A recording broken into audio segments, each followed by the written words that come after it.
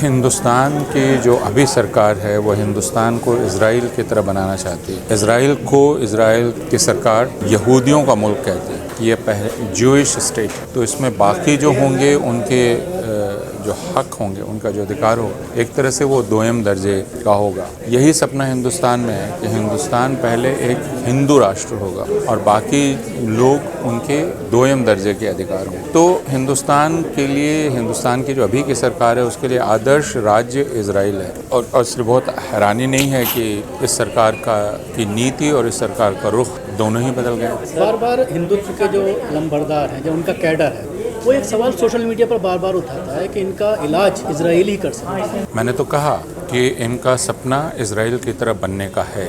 ये इजराइल जैसी ही बेरहमी, इजराइल जैसी ही क्रूरता, इजराइल जैसा ही मुजरिमाना तरीक़ा अपनाना चाहते हैं, इजराइल जैसा ही खूंखारपन अपनाना चाहते हैं। ये इनका सपना है, ये चाहते हैं कि वैसा करें। पहले ये इन्होंने जब शुरुआत की थी राष्ट्रीय स्वयंसेवक संघ ने, तो हिटलर और मुसोलिनी इनके आदर्श थे, जिनके चलते यहूदियों का कत्लेआम हुआ। और अब इजराइल इनका आदर्श है, जिनके चलते फिलिस्तीनियों का कत्लेआम हो रहा है। लेकिन जब प्रधानमंत्री खुद हेट स्पीच कर रहे हैं, जो उन्होंने कर्नाटक में, जब गृह मंत्री खुद कर रहे हो, जब एक राज्य का मुख्यमंत्री, कई राज्यों के मुख्यमंत्री जाकर खुलेआम हेट स्पीच कर रहे हों, तो फिर उनसे कैसे उम्मीद की जाती है कि वो हेट स्पीच पर या वायलेंस पर रोक लगाएंगे। हेट स्पीच के बावजूद नतीजा उस तरह से नहीं आया जैसा चाहते, तो क्या कुछ बदलाव होगा आइडियोलॉजी में?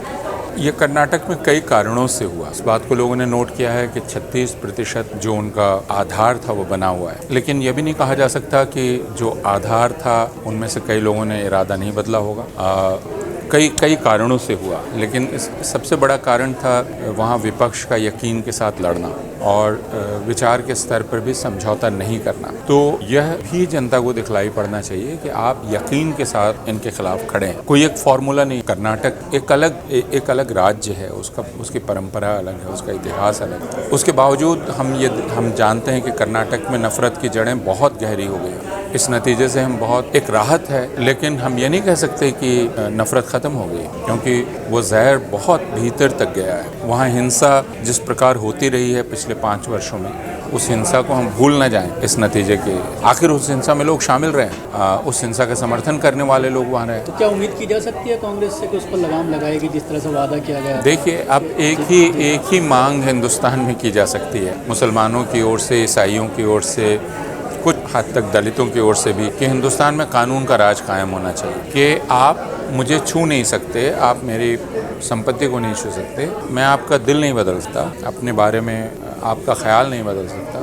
अगर आप मुझसे नफ़रत करते हैं, मैं मोहब्बत करने पर मजबूर नहीं कर सकता। लेकिन आपकी नफ़रत के चलते आप मुझे पीटें, आप मुझे मारें, आप मेरे रोजी रोटी छीन लें, यह इजाज़त नहीं दी जा सकती। और यह तभी हो सकता है जब कानून का राज कायम हो। कानून किसी का दिल नहीं बदलता है, कानून लोगों को अपने हद में रहने को मजबूर करता है। और कानून के राज का मतलब है कि भारतीय संविधान की जो आत्मा है उसके अनुसार कानून बने। वे कानून नहीं जो कर्नाटक ने बनाए हैं, फ्रीडम ऑफ रिलीजन या हिजाब को लेकर, उन सारे कानूनों को बदलना पड़ेगा और संविधान के अनुसार करना पड़ेगा। हिंदू समाज को लेकर अब एक खास ख्याल राजनीतिक वर्ग में बन रहा है कि हिंदू समाज के लिए हिंदू धर्म के नेता यही लोग। अब हिंदू धर्म जो ग्रहण किया जा रहा है वो इन बाबाओं के जरिए ग्रहण किया जाए और इनकी पकड़ मतदाताओं पर है। हिंदू समाज को सोचने की ज़रूरत है कि उसका ऐसा पतन कैसे हो गया, कि उसके धार्मिक गुरु इस प्रकार के लोग हो गए, और उसके बारे में यह समझ कैसे राजनीतिक दलों में बन गई कि जब तक ऐसे इस प्रकार के निकृष्ट कोटि के लोगों के साथ आपकी आरती नहीं उतारेंगे तो उनके जो भक्त हैं वो आपको वोट नहीं देंगे। यह तो हिंदू समाज के लिए बहुत गहरी आत्मसमीक्षा फैशन बन गया है देश में हिंदू राष्ट्र की बात करना, हालांकि संविधान के खिलाफ है। अगर कोई इस्लामिक राष्ट्र की बात नहीं भी करता है, उसके ऊपर आरोप लगा करके पूरी संस्था को बैन कर दिया जाता है। लेकिन कोई खुला बोलता है, कोई एक्शन नहीं। तो क्या ये पूरी तरह से देशद्रोह नहीं है? बिल्कुल, मैं राजद्रोह जैसे शब्द का इस्तेमाल नहीं करूंगा क्योंकि मैं उस कानून के खिलाफ हूं। लेकिन मैं ये कहूंगा कि ये संविधान विरोधी है। आप जब भी हिंदू राष्ट्र की बात करते हैं, आप दरअसल संविधान विरोधी बात करते हैं और आप एक आपराधिक बात करते हैं, क्योंकि आप जैसे कहते हैं हिंदू राष्ट्र की स्थापना होनी चाहिए, उसका मतलब है इस संविधान को ख़त्म होना चाहिए। तो फिर आप एक सबसे बड़ा अपराध कर रहे हैं, इस मुल्क को ख़त्म करने का अपराध, इसकी बुनियाद को ख़त्म करने का अपराध। और इसकी इजाज़त नहीं दी जा सकती, नहीं दी जानी चाहिए। सर एक फिल्म आई है द केरला स्टोरी, उसकी वजह से अकोला में दंगा हुआ है, एक आदमी की मौत हुई है, दर्जनों लोग हैं। उसको प्रमोट कर रहे थे प्रधानमंत्री और कई बीजेपी शासित राज्यों में उसको टैक्स फ्री किया गया। देखिए, जिस फिल्म को या जिस चीज़ को भी प्रधानमंत्री प्रमोट करें या इस तरह के लोग प्रमोट करें, ये मानना चाहिए कि वो नफ़रत फैलाने वाली चीज़ है, इसलिए उसको ऐसे लोग प्रमोट कर रहे हैं। केरला स्टोरी एक स्पष्ट रूप से फिल्म की ज़ुबान में हेट स्पीच है। इस बात को हम सब लोगों को समझना बहुत ज़रूरी है। वह कोई आर्ट वर्क नहीं है, वह कोई कलाकृति नहीं है, वह हेट स्पीच है जिसने बाना पहना हुआ है फिल्म का। और वह हेट स्पीच लोग कह रहे हैं कि आपको ना देखना है ना देखें, मुसलमानों को ना देखना है ना देखें। सवाल इसका नहीं है। मुसलमानों के लिए ख़तरे की बात यह है कि उसको हिंदू देख रहे हैं और उस फिल्म के ज़रिए मुसलमानों के बारे में जो उनकी राय बन रही है वह एक बहुत ख़तरनाक, यानी वह फिल्म मुसलमानों को लगातार असुरक्षित कर रही है।